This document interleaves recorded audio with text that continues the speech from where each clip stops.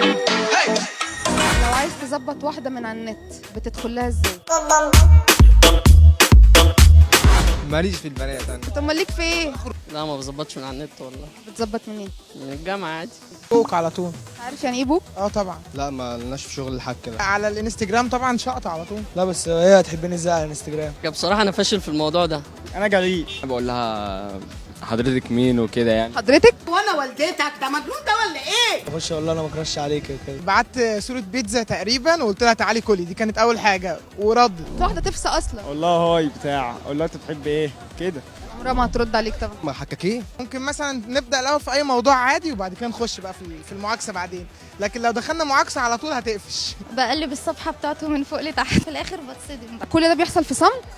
اكيد في ولاد بتعجبني عادي، بس طبعا لو مش هدخل اتعرف على حد يعني لا. يعني بتكرشي عليه في صمت؟ ايوه بالظبط. انا بخش اعمل له لايكات على الصفحه كلها وهو ما يزهق منك ويعمل لك بلوك. مش كومنت ولا من حاجة، بس باخد الصور ليا بقى، اقعد اتفرج عليها بقى مع نفسي واحطها واتساب واحطها وابعتها لاصحابي اقول لهم بصوا قمر ازاي يا جدعان. لازم تتجاهليه بس تعملي له لايكات. اصاحب اخته بقى جر معايا، مش انت اخوكي اسمه كذا؟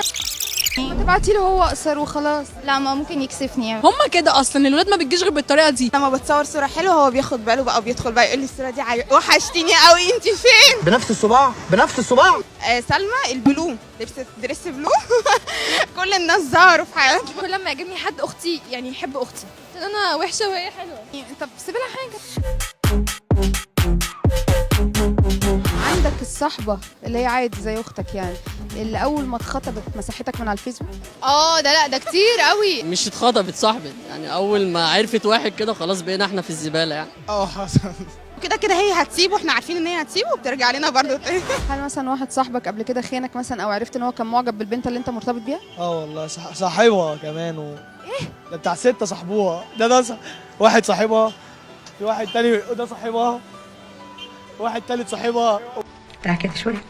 والرابع اللي جاي ده صاحبها. والمصور ما صاحبهاش؟ ده كان بيغني لها بتاعت اغنيه لسه شايلك جوه قلبي لسه فاكرك مش ناسيكي. يا جماعه انتوا بتحبوا غادة عبد الرازق ولا ايه؟ في يوم من الايام لقيتي صورتك متاخده مسروقه من عندك من على الانستجرام ونازله في الجروبس الوحشه دي اللي بيكتبوا كلام اللي هو شحن لي كارت ب50 وافتح لك الكام، وكأن دي هتتصرف ازاي؟ الموضوع ده اصلا بقى منتشر قوي وبيخوف جدا، واللي هو انا كنت عايزه امسح على الانستجرام بسبب. انا هجيب ساعتها بودي عشان هو بيتصرف. انت ما بتعرفش تعمل حاجه لوحدك؟ ده حاجه هي ما تعبهاش، هي مش بمزاجها، دي حاجه اتعملت فيها، هي اتحطت في الموقف ده مش بس. لكن هي ملهاش ذنب، ده ذنب الحيوان اللي خد الصوره مش هي. طب ما ياخدش غلطها، الصوره اتاخدت هي. انا لو غلطت وعملت حاجه في حد المفروض اتحاسب. مين اللي هيجيبني؟ حضرتك هتيجي تجيبيني ولا الحكومه؟ الكاميرا المستخبيه؟ والله انت راجل زي العسل، بس دي مش الكاميرا مستخبيه ما تقلقش. انت اتصدمت كده ليه؟ في ايه؟ بقول لك هتعمل ايه في العيد تقول لي الحمد لله تمام؟ هخرج اروح الهرم. رايح مع الهرم؟ كمان رايح تركب الجمل؟ هو اللي يعمله انا اعمله. مهزق قوي. انا عامه متابعاكي انت، بحبك جدا بجد. مش هتكرشي عليا بقى؟ عشان السوشيال ميديا دول عيال يعني ما بيخشوش ذمتي بنكله، كلهم عيال اصلا معفنه بيتشيروا عشان اللي بيعملوه مش اكتر يعني. فتى احلامي مين الممثلين يعني؟ جاستن بيبر. هو كمان بيشكر فيكي قوي. بيحبني، عزمني على كذا حفله بس انا ما رضيتش اروح عشان بيته كده. تروحي ايه ده جاستن بيبر يعني؟ لا طبعا احنا نروح ابو الليف انا وانت مع بعض. يا كراش لما انا اغير صورتي ما تجيش بقى تكلمني عشان انا ببقى قفشاك اصلا وعارفه ان انت بتكلمني. كل سنه وانت طيب، وايت سايد مش عايزين نشوفك تاني. النبي انتوا عسل، هاتوا حضن جماعي.